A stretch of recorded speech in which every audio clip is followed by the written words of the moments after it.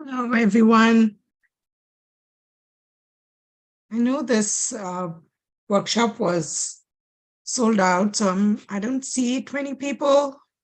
Should we wait for some time? I'll wait for another couple of minutes and let people join in.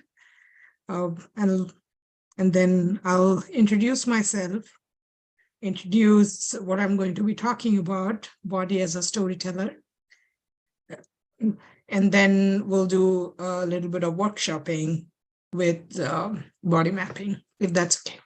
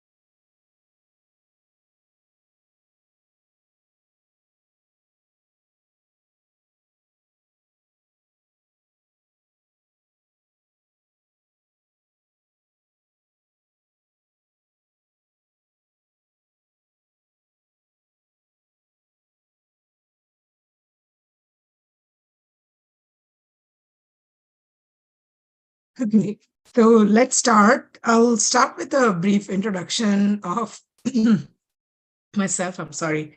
I have bad allergies. I live in Tennessee and it's the allergy season. I would actually say all 12 months are allergy season in Tennessee. So my name is Kakali Bhattacharya Chakrabarti. I'm an assistant professor of communication in Austin Peay State University, as it says here. So I work, I'm primarily with the Department of Communication, where I teach speech communication and also communication research methods.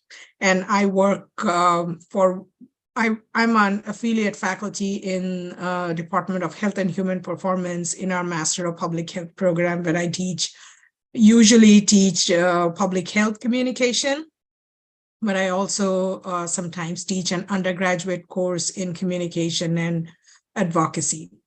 So this journey started when I was a graduate student, and I was in this course on qualitative research methods, or how to use community-based and qualitative research methods in health communication. Before I moved to US for my graduate program, I was a researcher back in my home country. I'm from India, and I worked in India for about 9 years as a researcher, working with communities. And when I say communities, they were anywhere from subsistence farmers to scientists. And I've also worked with head of states. I've worked with scientists and architects in IPCC. That's my journey as a communication professional. And I've always been more interested in eliciting responses when it comes to health risk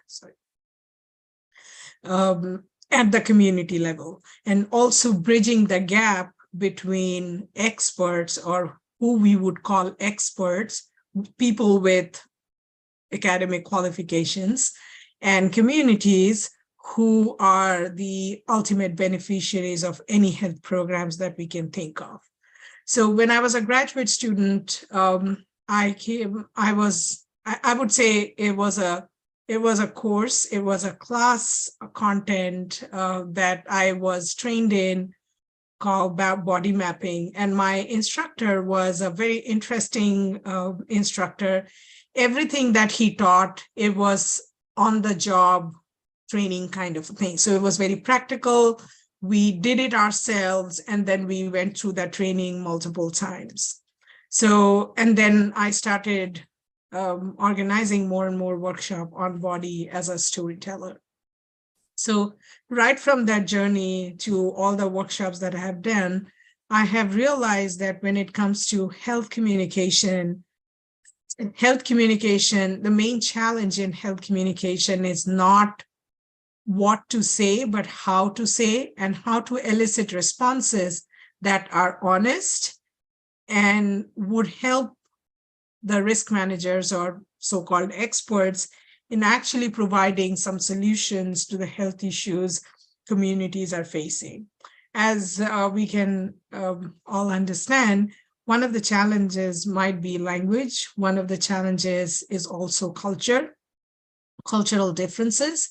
So when we do something like body mapping, it kind of removes some of those barriers. It helps bridge the gap between communities and experts, for example, risk managers, government officials, doctors, and any health care provider. So a little bit of what body mapping is. Body mapping is a creative therapeutic tool that brings together the bodily experience with visual artistic expression.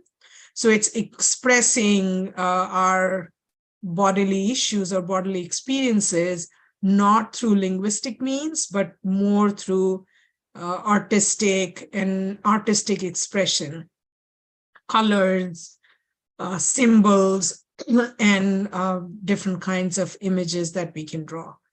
It has been used quite extensively in different kinds of health communication, but not exactly what we would call health communication in an academic setting, but more community-based setting to detect or to speak about traumas, injuries, emotions, and feelings, and psychological healing. It's not, obviously, it's not medicine. It's not anything that can actually treat injuries, but it helps people express what they're experiencing, and that's how it helps in psychological healing, or it may help in psychological healing when it is conducted through different stages. And it is a way of communicating, and it is a way for the healthcare professionals, or it may be a way for healthcare professionals to understand what the patients or what someone is going through when it comes to their health.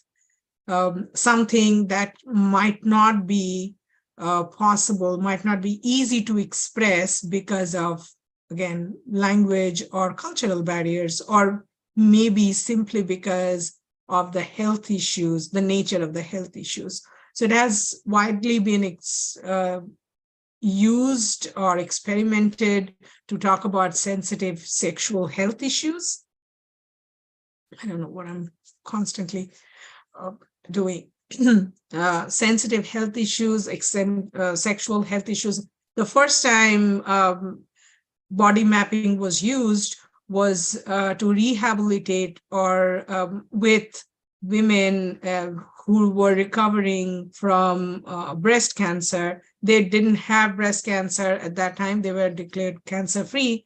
But because breast cancer doesn't have just one physical effect, it has multiple emotional impacts as well. So the first time initial body mapping exercises were done to talk about those issues. Also, it has also been quite widely used for HIV rehabilitation and HIV to talk about HIV issues, which we all understand are quite sensitive to talk about.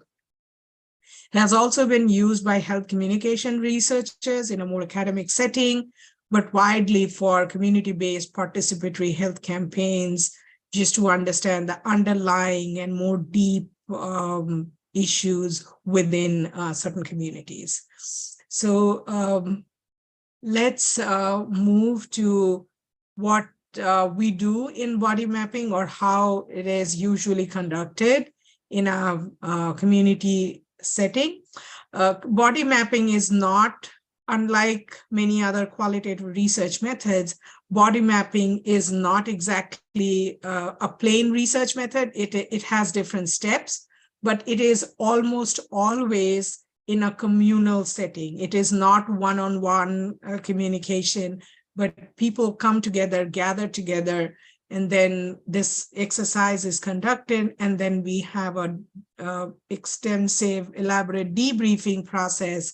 And through that debriefing, people share their experience with body mapping and what they represented in that body mapping. And that's how some of the communication or some of the tensions or some of the issues are talked about, and it helps in the process of empowerment and psychological healing. So so now this slide is talking about specific technique. It involves people to trace, most often by a partner, their body in a wide paper. So most commonly, when it is done in a traditional setting, not in an online setting,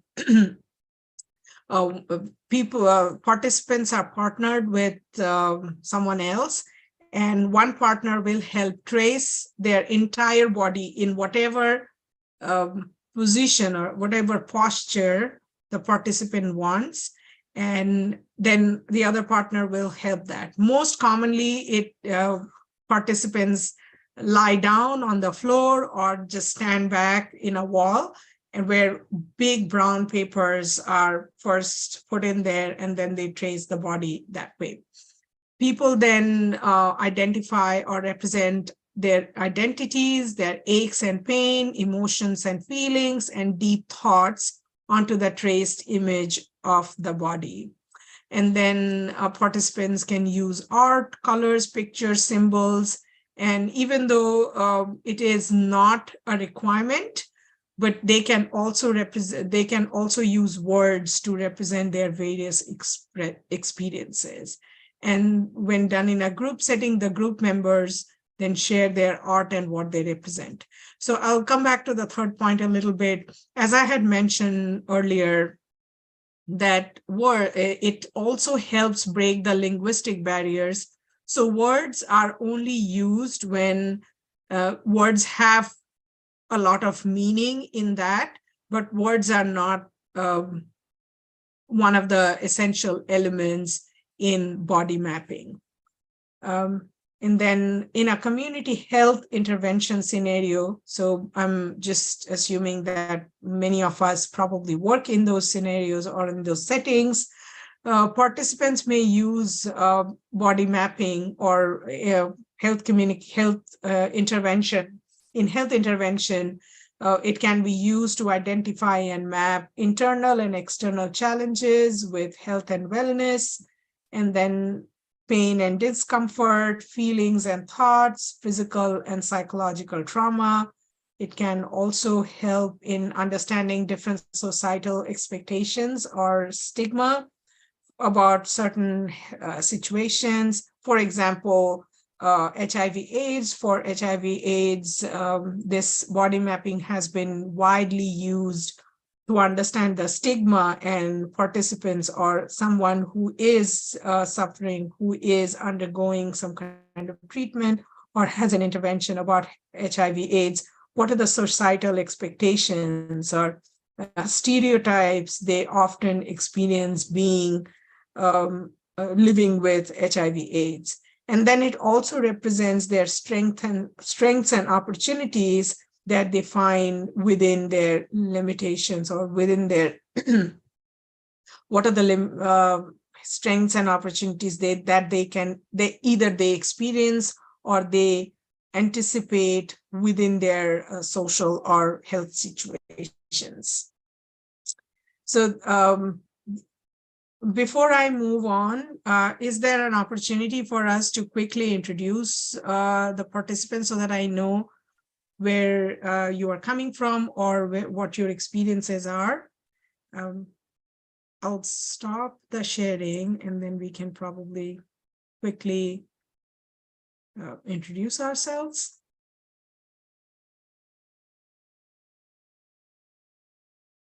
I have Rebecca first on my screen.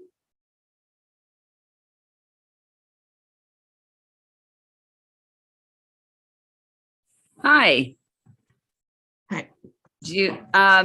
I am the community resource person at the Central Arkansas Library System.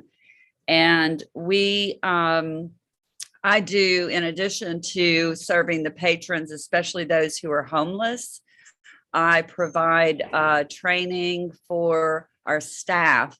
And I just wrote myself a note on the notes that I'm taking that I think this would be a lovely training for our staff.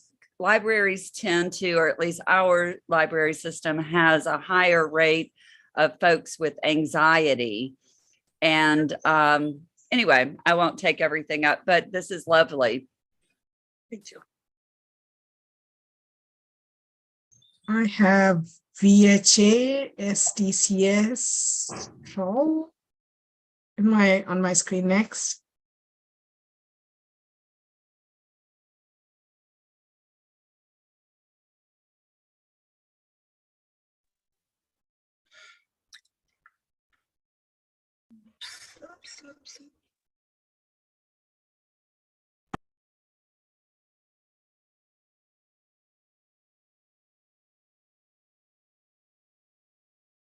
I have Melissa Fulton next. Good morning, good afternoon. I'm Melissa Fulton. I work at the Intertribal Council of Arizona as the vaccine epidemiologist, and I am here to learn some innovative ways on how to communicate with our communities. Thank you. I have Ambarish next on my screen. Good afternoon, good morning, everyone. Ambrish Sharma. I work at the Oregon Health and Science University as Senior Informatics Manager, and I'm also co-founder of Medagio, which is a health literacy and health education startup. It's great to be here. Thank you. I have Manleen next on my screen.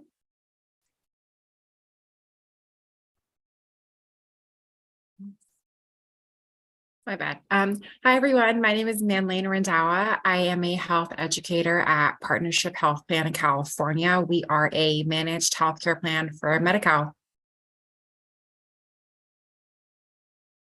We have Darian Fuller next on my screen.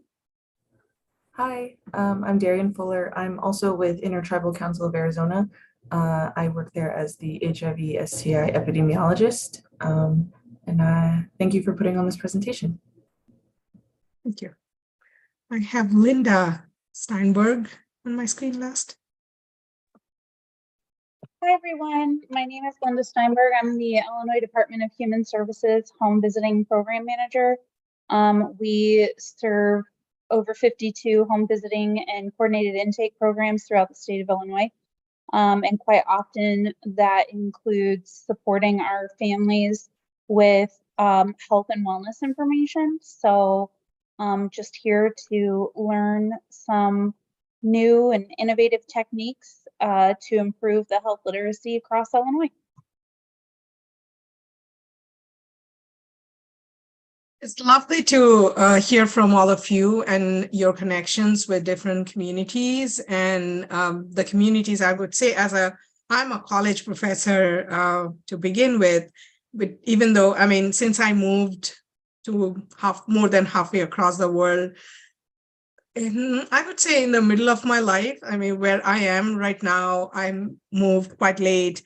And I say that this is my second life. So in my previous life, I was a community health educator or liaison person, and I crossed the bridge between experts and community. And now as a college professor, I always try to understand the different challenges we face and different communities we deal with. And so right now, even though my community is my students, I'm not directly working as a health educator, but I do work with our health and counseling services.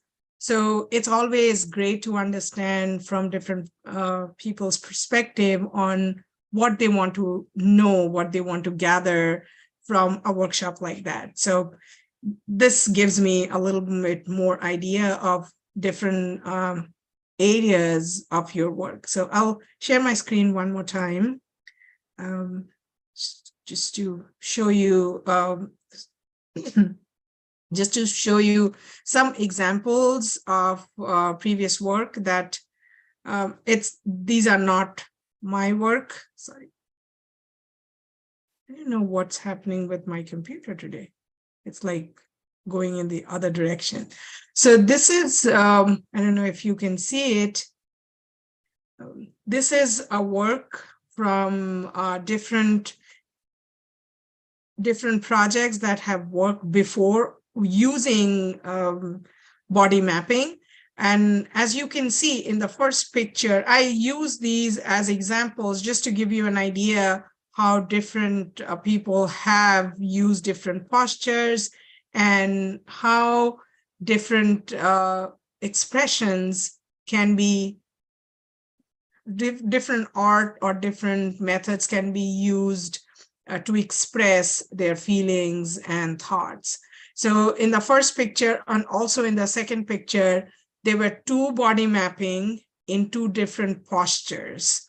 That is also an option. And in the first one, and both of these were from, examples are from Africa. And it was about HIV/AIDS and what they understand and how their social standing has changed. Sorry, the first picture was, I don't exactly remember the first picture, but the second picture was a breast cancer survivor. That's why we see there is a kind of pinkish ribbon. And the language is a Tanzanian language. That's why I can't read all of them. But this was expressing their emotions that are within them and their social surrounding and how their social surrounding is impacting their being a breast cancer survivor. In the first picture, we can see there are crosses and how religion is helping them. These are other thoughts that can be expressed. These are more complicated. This is from the same series. And again, there are multiple postures in every picture. That is another option that the participants can easily use. They can draw themselves, they can trace themselves in multiple different postures. And what it represents is what is within them and what is outside them. It is also about control and expressions. I believe these are from other topics, but I don't exactly remember what they are. But as you can see, they are very contextual. If you are in that setting, you would understand. And some of them are also about so far I remember these are from HIV/AIDS that I had talked about before. And it does say, yes, it does say HIV plus on top, and the social stigmas around it and how those social stigmas are affecting, even though they are outside them, but how is it impacting them inside? Same continues, but I think one of you mentioned about anxiety.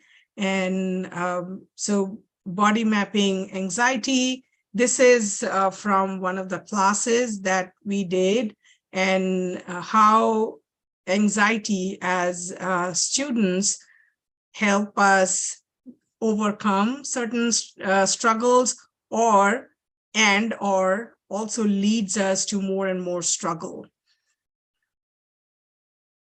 And this is one that we would be doing right now for next 10-15 minutes.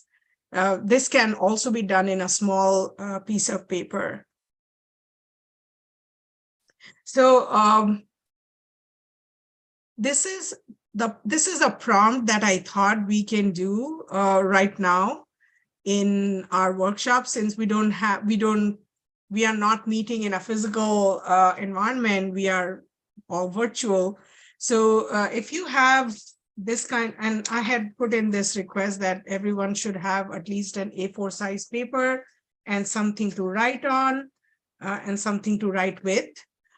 You can use any kind of paper, and then you can just draw an outline of a human figure in a letter size paper. And then using this prompt, what is your main challenge in communicating about health with your audience?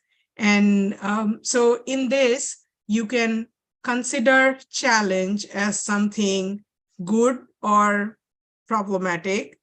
What are your opportunities in communicating about health?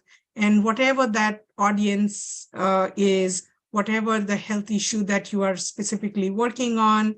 I think one of the participants mentioned about homeless population. One of you mentioned about working with HIV/AIDS. One of you mentioned about anxiety, if I remember all of them correctly. Then you can mention, you can specifically focus on that health issue. Whichever way you communicate, if you communicate in a healthcare setting, whether you communicate in a more community-based setting, whether you go to your community or your community comes to you. I remember one of you mentioned about being in a library setting, or if you work with DHS, then what does a community or audience mean, and how do you communicate? Do you go to them? Do they come to you? So what is communication? That is another definition that you can just think of. This is, again, communication, health, and audience, and challenge would mean very different thing for all of us. So just keeping this prompt in mind, identify the internal factors of your challenges, something that is, then place them inside the outline of the body, and then identified external factors, sorry, there's a typo, identified external factors of your challenges and position them outside the outline of the body.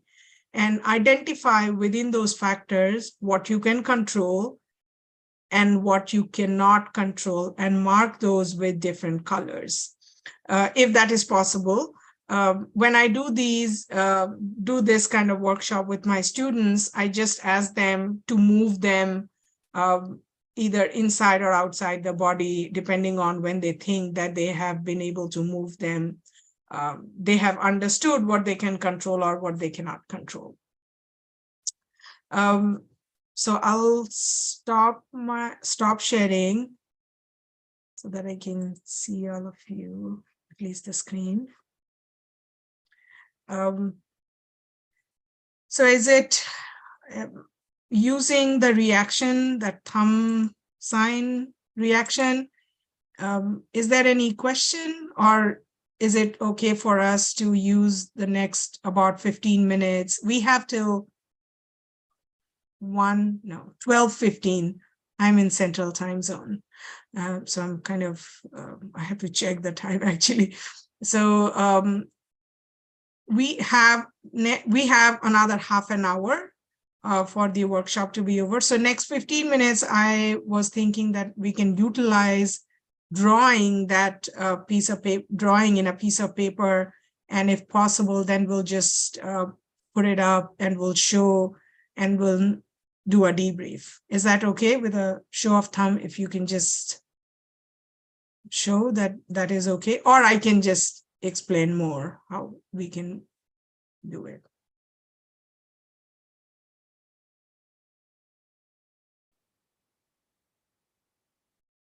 Okay.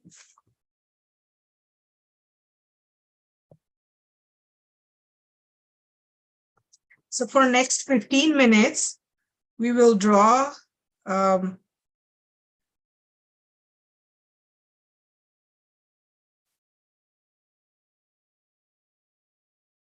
so this is our prompt.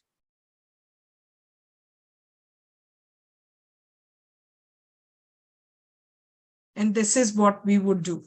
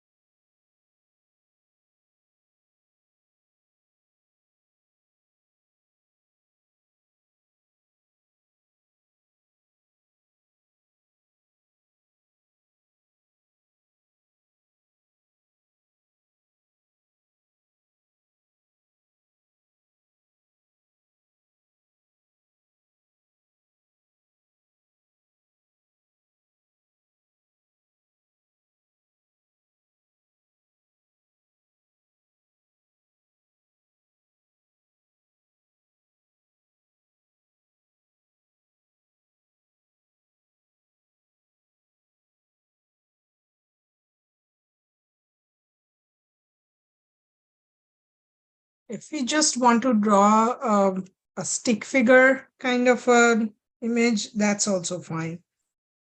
The main purpose is to just have an outline of a body. So, and if you want to draw more realistically, that's fine too, because since we are not able to trace it, whichever way you are able to express a body, that is fine. Doesn't have to be anatomically perfect, but if you can just draw something to represent a body, that's what we are looking at here.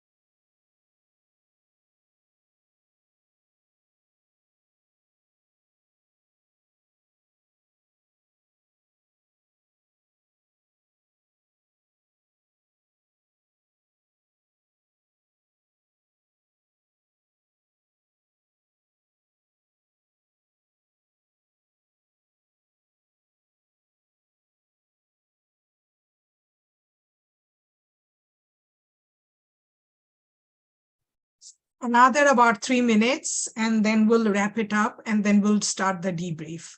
If you have any question, you can just send me in the chat.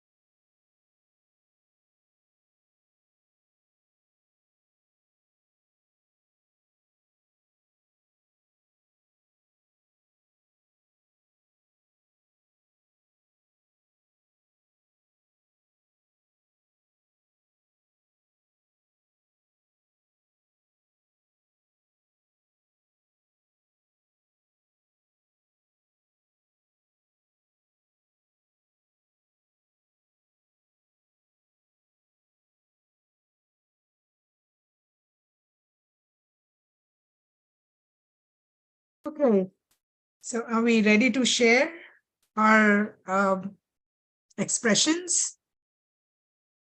See, actually, this is a common question that, or a comment that I get often when I do workshops like this. The reason why I became so interested is because, in my culture, when I was growing up, everybody had to learn one artistic expressionist form. Like my sister learned vocal music. My cousins, someone learned instrumental music. I learned art. You won't know that looking at what I did today, but this was obviously rushed.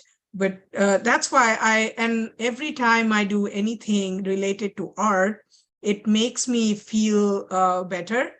It makes me feel, closer to something. It's a creative expression. So to do something like this, you don't have to be an artist. What you have to be is an expressionist.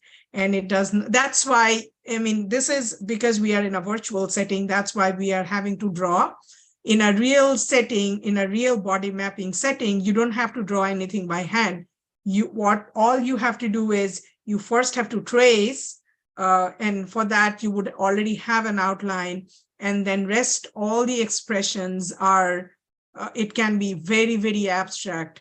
And when during the debrief, you will explain what you mean. That's why when I showed you those pictures, those are examples, but even outside that context, it would be hard for someone to understand. So does that mean that it's not generalizable? The art itself is not generalizable because it's very individual and personal, but the method is very much generalizable. You can have up to, depending on how much space you have, because people have to trace their bodies, and how much time you have, you can have up to 20, 30 people in a larger room doing something like this at a time. So just talking about scalability, this is again a community-based method, so it cannot be generalizable the way a statistical data collection tool would be, but this gives much more in-depth understanding of your participants' emotions or feelings, and most importantly, their challenges. So if it is okay with you all, then I'll just share mine. Okay, I don't think it can be seen because I have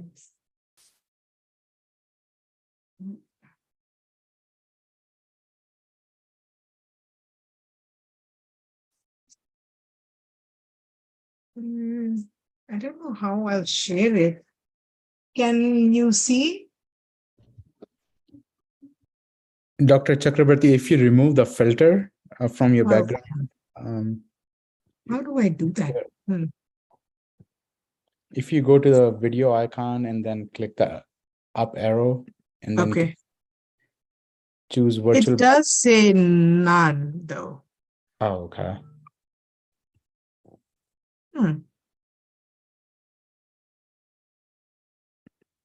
Okay.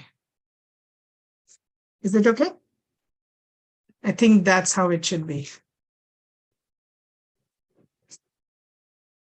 Is it visible? No? I can see it, yeah. Okay. Thank you. Okay. So what I did here today is I drew obviously an outline of a body, a very rudimentary, very crude way of doing it. So I identified, first we had to identify our audience. I identified my audience to be my students. And my communication method would be classrooms and advising and the work that I do with different committees. Inside my body, I drew a heart and also a clock. That the heart represents that I'm always thinking about my students, but I also have to think about my family. And the clock represents that I'm limited by time. I only meet them certain hours of the day or the week or the semester. And I'm limited by time of how much I can communicate with them about how their education impacts them and how they should be keeping in good health to be performing best of their abilities. I believe I also have something inside my body that's 4+1. That's my teaching load as a tenure track faculty member. And then I also have to do research and surveys. Those are the things that I wrote here. So outside, something that I cannot control, something that's about my students, outside my body, I drew another clock. My students always complain about they don't have enough time to do all the work that they need to do. And then I also drew a computer screen and I wrote Twitter, Facebook, Instagram, Netflix, Amazon, etc., etc. So my students often tell me that they couldn't finish their work and that's why they are stressed, because they were watching Netflix late into the night. So all these distractions are not something that I can control, but they are integral part of my communication with my students about their studies. That ultimately leads to their anxiety. So the health issue that I'm identifying here is anxiety. Because of my limited time and being a single parent, be having too much of workload, these all add to stress and anxiety and ultimately sometimes depression. So that's my health issue or my limitations and also my students. Then mobile phone is a big distraction for them. Again, they get into that and spend so much of time. They don't utilize their time efficiently. They're always worrying about money. And that's why I have some dollar signs here. They are always worrying about money, and that adds on to their stress and anxiety about studying. In where I teach, I have a large number of students are non-traditional students with family members. And I have drawn a picture of a photo frame with family. And that is something my students always add, that they had last semester, for example, a student had to take a semester off because her father came back from deployment as a disabled veteran, and she needed time to take care of her dad. And she was too sad that her father, who had spent his life in the military, was now disabled. At the end of this semester, for example, next semester, I will have a student who goes into maternity leave for an entire semester. So she wants to take that time off, and that she will delay her graduation, and she's very stressed about that, but that's something that she cannot avoid. So that's why their stress and anxiety is always impacted by their status of being a family member. They are worrying about money and their distraction and limited time that they have to do everything in their life. The last one that might not be very clear here, if you can see, I have drawn some like lava-like structures at the bottom of my feet. I'm representing that as a tenure track faculty member. I'm still working towards my tenure. I feel I'm always on a shaky ground, that I have to do so much to be able to keep track of my own position as a professional. So that also adds to my stress, and that also kind of moderates, I would say, impacts the way I am able to communicate about things that are not strictly or perceived by my students as strictly academic and educational. So that is an example, not a very good one, but that is an example that you can quickly do in 15 minutes. And then this is the debrief that you can ask your participants to express, and each individual symbol would mean something very close to them. Anybody else wants to share? If you have seen in the chat, Rebecca shared hers. Rebecca, is it okay if I share yours in the screen? Sure.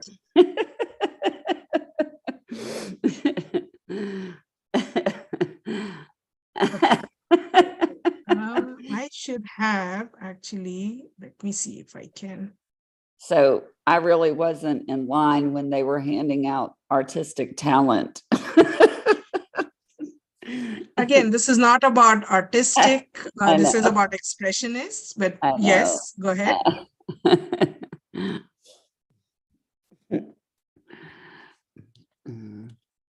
If you want to share, yeah. have So them inside and outside. Yeah. So I work a lot, as I said, with the homeless population, and there's a lot of resistance to them participating in programming. And I just kind of see programming as a way to provide education and a variety of things. They're very transient, but I think that internally, both within myself and with my team, we try to think about better ways to communicate and consider better alternatives. I think that it's within our ability to have loving kindness and compassion as a part of our work. I think it's important to meet people where they are, and that's a little bit of a challenge, but we can do that. I think sharing our personal experience and just kind of being with people is just really important. And so that's it. Beautiful. Anybody else wants to share? We have about 3 minutes. So when I logged in, it said 90 minutes, but I was originally told 60 minutes. I'm not sure about the time, but we'll try to wrap it up in next 3-4 minutes, if that's okay. Anybody else wants to share? Just show their work or just explain things that they experience in their work. I'll stop sharing.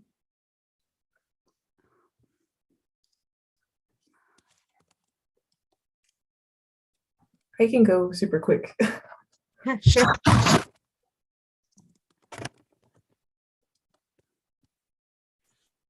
Okay. So, oh, I have my black background blurred. Okay, I'm blurred. Okay, so this is my body, and I just put some words just to kind of get my ideas on the paper, and then I kind of added symbols later. But my main challenge is making sure that my work is there's a better term for it, but like culturally competent. I work with tribal communities, and they're very unique population, and each tribe is very different from the next one. So like there's a lot of different challenges that come with trying to effectively communicate and help them know how to effectively communicate and into their own communities. Yes. So sometimes I have a little bit of low confidence, like shaky knees, and like, do I actually know what I'm talking about? I don't know. I feel very confused or lost. So I have like a little question marks, but there's also just kind of like an inherent lack of trust from the communities because we're coming in as an outside health agency, and then, you know, there's not a lot of good history between tribal entities and, you know, organizations like ours. So it's important to acknowledge that there's a lack of trust and know that it is a challenge, but it can be overcome just very slowly. You have to build the relationships with them. My work is definitely hindered by the inability to meet in person. That's not something I can control because of the pandemic, you know, but that definitely holds us back. Just we can't meet face to face to build the relationships and build the trust. And then beautiful. Thank you. And I drew roots and like a heart because I'm a tribal member as well. And so when I see these communities, I see like myself in those communities as well. I see like they're reflected back. And so they keep me rooted to my work and keep me grounded and remind me of how much I, you know, deeply care and how much I love these communities. So that's it. You, Darren, just on a unrelated but somehow related note, since you mentioned about one of your challenges to be cultural competence, and you did mention that that is not the perfect term for it. There is a huge body of work within health communication the cultured centered approach. Have you ever thought about that? So if you want, you can just get in touch with me after that, because we have to wrap up. We're 1 minute past time. But if you want to know more about that, there is a body of work that does a lot of work with not just tribal communities, but different cultures. And it is called culture-centered approach. So you can look into that as well. So thank you so much, everyone, for participating. If you have more questions, I believe you can find my email from the list of speakers. Again, thank you for attending, and I hope you learned something and you would be able to use it in your work. Bye.